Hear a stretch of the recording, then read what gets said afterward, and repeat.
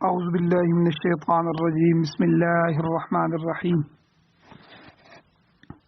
وقالت لأختہ، اور کہا اس موسیٰ علیہ السلام کی والدہ نے لأختہ اس موسیٰ علیہ السلام کی بہن کو کہ قصیہ کہ اس کا سراغ لگاؤ، اس کا پیچھا کرو، موسیٰ علیہ السلام کو دیکھو یہ کہاں جاتے ہیں۔ فبصرت بھی، پس وہ دیکھتی رہی اس موسیٰ علیہ السلام کو عن جنوب، دور سے، ایک سائیڈ سے، وہم لا یشعرون، اس حال میں کہ ان کو خبر نہیں تھی۔ وحرمنا، اور ہم نے ممنوع قرار دیا علیہ اس موسیٰ علیہ السلام پر المراضع، دودھ پلانے والیوں کو، من قبل، اس سے پہلے، یعنی موسیٰ علیہ السلام کسی کا دودھ پکڑ نہیں رہے تھے تو سب دودھ پلانے والیوں کو اس سے پہلے ہم نے ان پر ممنوع قرار دیا۔ فقالت، بس اسی موقع پر کہا موسیٰ علیہ السلام کی اس بہن نے جو ساتھ ساتھ چل رہی تھی کہ هل ادلکم، کیا میں تم کو بتلاؤں، علی اہل بیت، ایک ایسے گھر والے، یکفلونہ، جو اس کی کفالت کریں گے، لکم، تمہارے لیے، وہم لہو ناصحون، اس حال میں کہ وہ اس بچے کے لیے خیر خواہ ہوں گے۔ فرددناہ، اللہ تعالیٰ کہتے ہیں پس ہم نے لوٹا دیا اس بچے کو، موسیٰ علیہ السلام کو، الی امہ، ان کی ماں کی طرف، کی تقر عینہا، تاکہ اس کی آنکھ ٹھنڈی ہو جائے، ولا تحزن، اور وہ غمگین نہ ہو، ولتعلم، اور تاکہ وہ جان لے کہ ان وعد اللہ حق، کہ بے شک اللہ تعالیٰ کا وعدہ برحق ہے، ولکن اکثرہم لا یعلمون، لیکن اکثر لوگ ان میں سے جانتے نہیں۔ سورہ قصص جو کہ قرآن مجید کی 28ویں صورت ہے، سپارہ نمبر 20 ہے، اور آیت نمبر 11، 12 اور 13، 3 آیتیں آپ کے سامنے تلاوت ہوئی ہیں، آپ نے ان کا ترجمہ سماعت فرمایا۔ سب سے پہلے ربط آیات ہے، ان آیتوں کا پچھلی آیتوں کے ساتھ ربط کیا ہے، تعلق کیا ہے۔ موسیٰ علیہ السلام کی پیدائش کے بعد جب آپ کی والدہ نے خطرہ محسوس کیا کہ فرعون کے جو آدمی گلی گلی محلے محلے پھر رہے ہیں اور وہ نوزائیدہ بچوں کو، چھوٹے چھوٹے بچوں کو اٹھا رہے ہیں اور ان کو قتل کر رہے ہیں، تو اب موسیٰ علیہ السلام کی والدہ کو یہ خطرہ محسوس ہوا کہ فرعون اس کو پکڑ کر ذبح کر ڈالیں گے، فرعون کے آدمی اس کو اٹھا لیں گے۔ تو اللہ تعالیٰ نے الہامی ہدایات ان کو دی، الہامی ہدایات کے مطابق اس نے بچے کو صندوق میں بند کر کے دریا میں ڈال دیا، دریا میں بہا دیا۔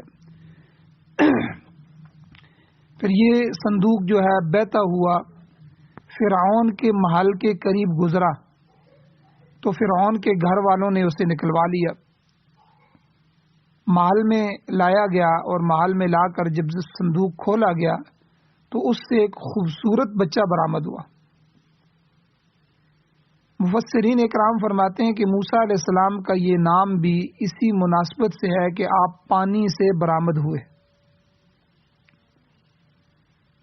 منہ کا معنی جو ہوتا ہے یہ پانی ہوتا ہے، اور سا کا معنی لکڑی کو کاٹنا، یعنی لکڑی کا معنی ہوتا ہے، گویا لکڑی کے صندوق سے برآمد شدہ، یہ معنی موسیٰ۔ تو بہرحال یہ تو پچھلے درس میں بیان ہوا تھا۔ اب موسیٰ علیہ السلام کی والدہ نے اگرچہ الہامی احکامات کے تحت آپ کو دریا میں ڈال دینے اور بہا دینے کی تدبیر اختیار کی تھی،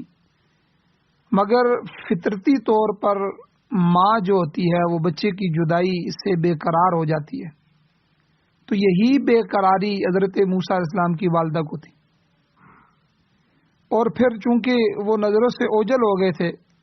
تو اس لیے اس کی خیریت معلوم کرنے کے لیے بھی بے چین تھی۔ تو فقالت لأختہ قصیہ، پس کہا اس نے موسیٰ علیہ السلام کی بہن یعنی اپنی بیٹی سے کہ جاؤ بچے کا سراغ لگاؤ۔ قصی کا معنی ہوتا ہے پیچھے پیچھے یعنی نقش قدم پر جانا۔ اس کی مثال سورہ کہف میں بھی ملتی ہے کہ جب موسیٰ علیہ السلام اور یوشع بن نون اپنے ہدف سے آگے نکل گئے اور انہیں اپنے غلطی کا احساس ہو گیا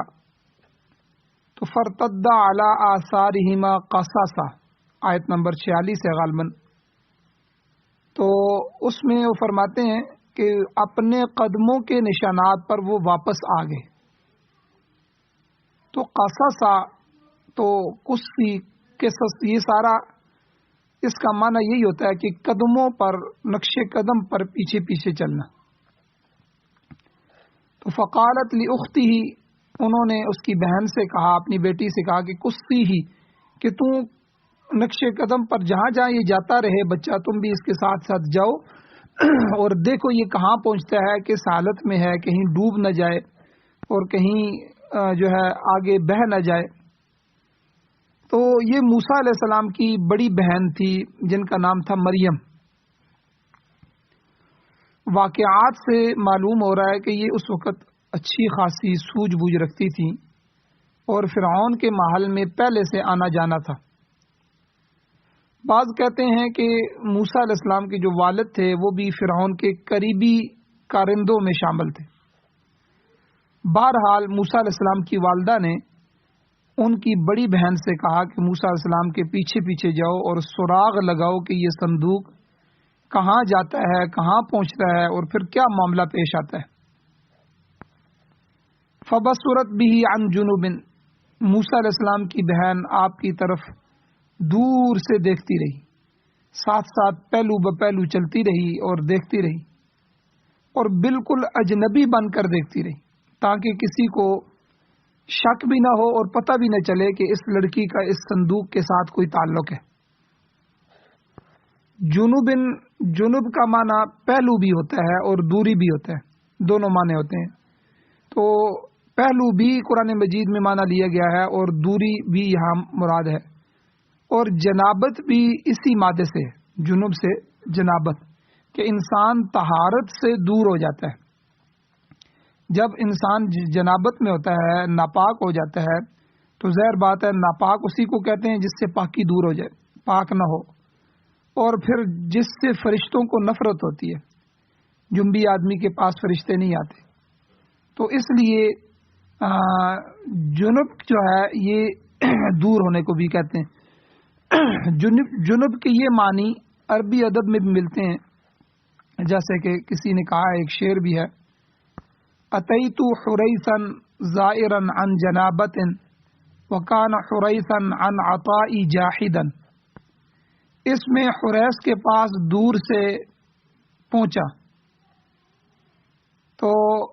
اس میں یہاں سے ثابت ہوا کہ اس نے مجھے عطیہ نہ دیا، اور بہرحال یہاں جنوب سے معنی یہی کیا گیا کہ دور سے پہنچا۔ تو بہرحال فرمایا کہ موسیٰ علیہ السلام کی بہن آپ کو دور سے دیکھتی رہی، وَهُمْ لَا يَشْعُرُونَ، اس حال میں کہ ان فرعونیوں کو خبر نہیں تھی، وہ شعور نہیں رکھتے تھے،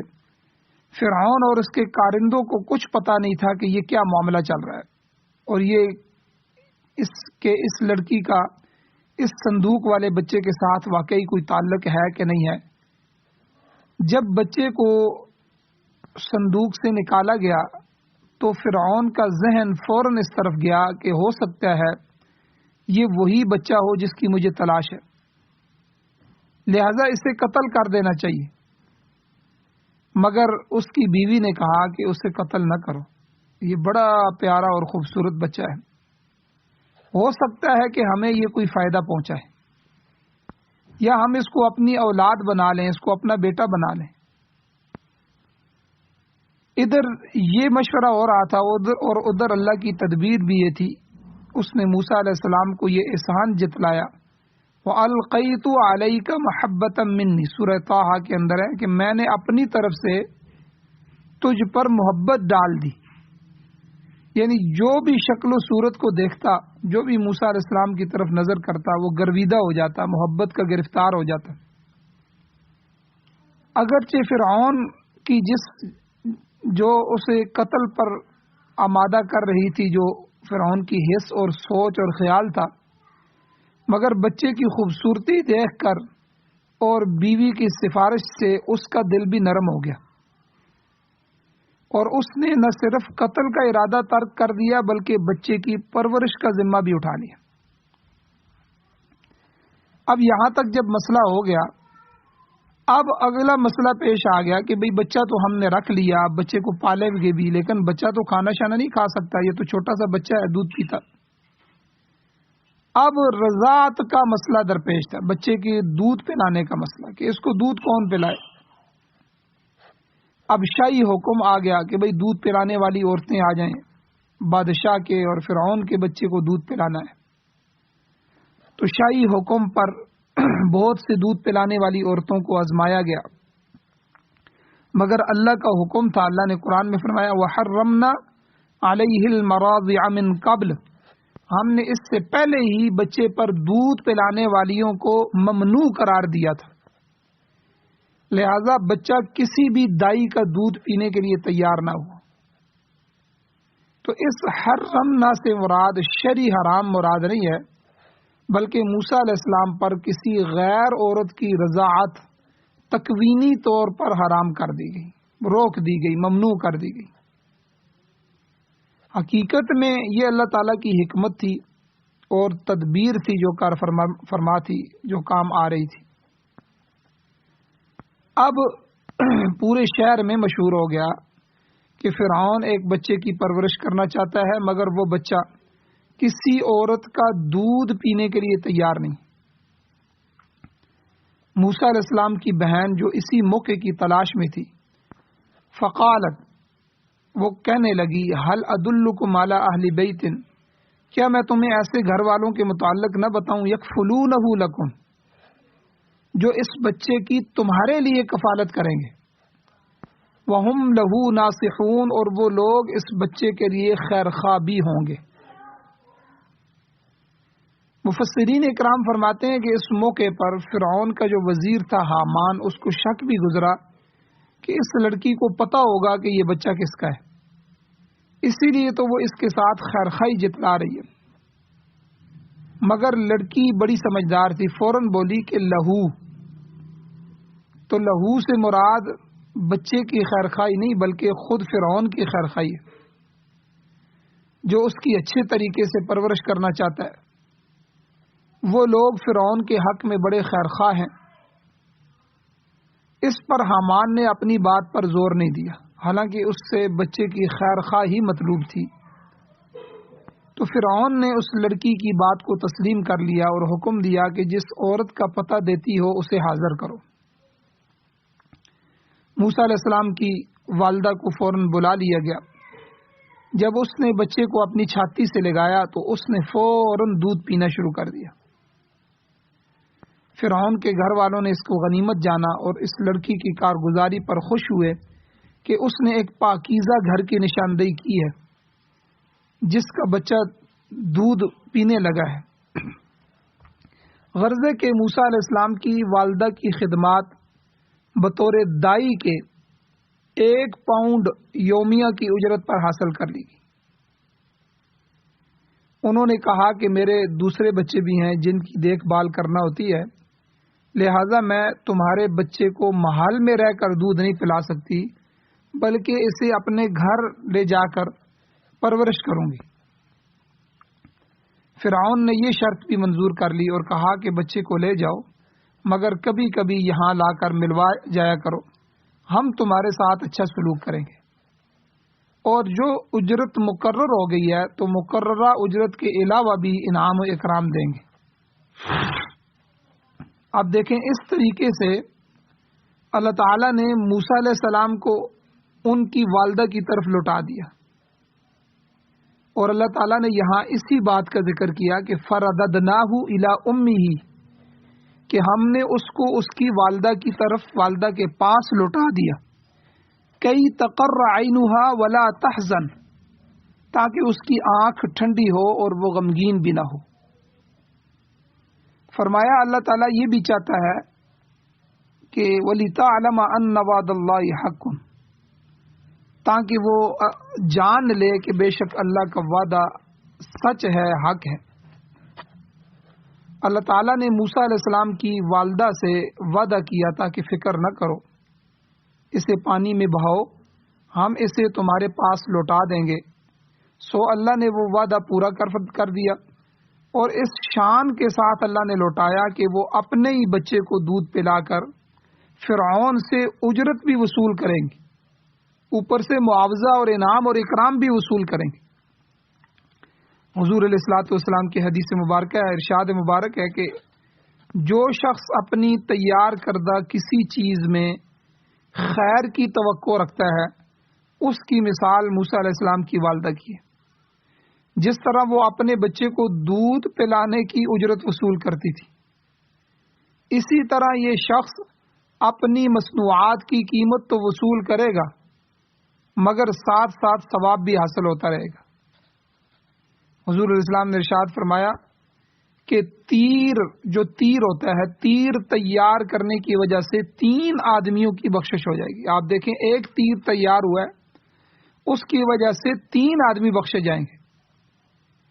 ایک وہ آدمی جو اس تیر کو تیار کرنے والا ہے، اور جس نے اس نیت سے تیر بنایا ہے کہ اس سے دشمن خدا ہلاک ہو جائے، تو اسے تیر کی قیمت کے علاوہ اللہ کی طرف سے ثواب بھی حاصل ہوگا۔ اب اس نے تیر بیچنا ہے، قیمت ملے گی، لیکن ساتھ نیت یہ کر رہا ہے کہ یہ میں اللہ کے دشمن کے لیے بنا رہا ہوں۔ اور دوسرا، حضور صلی اللہ علیہ وسلم نے فرمایا، دوسرا خوش قسمت آدمی شخص وہ ہے جو تیر انداز کو اس نیت کے ساتھ تیر پکڑاتا ہے کہ اس سے دشمن ہلاک ہو، تو وہ بھی بخشا گیا۔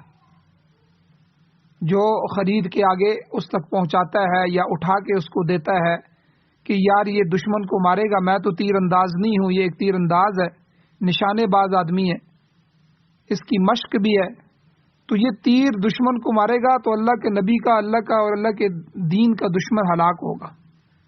تو حضور نے فرمایا دوسرا یہ آدمی بھی بخشا گیا۔ تیسرا شخص خود تیر انداز ہے، تیر چلانے والا ہے، جو اللہ کی رضا کی خاطر دشمن کی صفوں میں تیر پھینکتا ہے تاکہ اللہ اور اللہ کے رسول کا اور اللہ کے شریعت اور دین کا دشمن ہلاک ہو جائے، تو حضور نے فرمایا وہ بھی بخشا جائے گا۔ آپ اندازہ لگائیں کہ تیر ایک ہی بنا ہے، لیکن اس سے 3 آدمیوں کی بخشش ہوگی۔ تو فرمایا اللہ تعالیٰ نے کہ اللہ تعالیٰ تو اپنی تدبیر کے ذریعے اپنا وعدہ پورا کر دیتا ہے، وَلَكِنَّ أَكْثَرَهُمْ لَا يَعْلَمُونَ، لیکن اکثر لوگ سمجھتے نہیں ہیں کہ تدبیر خداوندی کس طرح کام کرتی ہے۔ یاد رکھیں، تمام تقلبات، تمام تصرفات یہ اللہ کے قبضے میں، لہذا وہ اللہ ہر کام کر گزرنے پر قادر ہے۔ تو جب اللہ کار گزرنے پر قادر ہے تو اس حالت میں دشمن کی تدبیر کیسے کامیاب ہو سکتی ہے؟ خود قرآن مجید میں سورہ انفال کی آیت نمبر 30 میں اللہ خود اعلان فرماتے ہیں وَيَمْكُرُونَ وَيَمْكُرُ اللَّهُ، کہ لوگ بھی تدبیریں کرتے ہیں اور اللہ بھی تدبیر کرتا ہے۔ وَاللَّهُ خَيْرُ الْمَاكِرِينَ، مگر اللہ ہی بہتر تدبیر کنندہ ہے، اللہ ہی بہتر تدبیریں کرنے والا ہے۔ دوسری جگہ سورہ یوسف کی آیت نمبر 21 میں اللہ فرماتے ہیں وَاللَّهُ غَالِبٌ عَلَى أَمْرِهِ، وہ اللہ اپنے معاملے اور حکم میں خود غالب ہے، وہ جو چاہے کرے، اس کے راستے میں کوئی رکاوٹ حائل نہیں ہو سکتی، مگر اکثر لوگ بے علم ہیں جو ان چیزوں کو نہیں سمجھتے۔ اللہ تعالیٰ سے دعا ہے اللہ ہمیں عمل کی توفیق عطا فرمائے، اور اسی طرح اللہ ہمیں یقین نصیب فرمائے، جس طرح جو ہے یہاں موسیٰ علیہ السلام کے واقعے میں یقین کی اللہ تعالیٰ نے ترغیب بھی دی، اور اللہ تعالیٰ ہمیں جو ہے ہماری نسلوں کو بھی دین کے ساتھ وابستہ فرمائے۔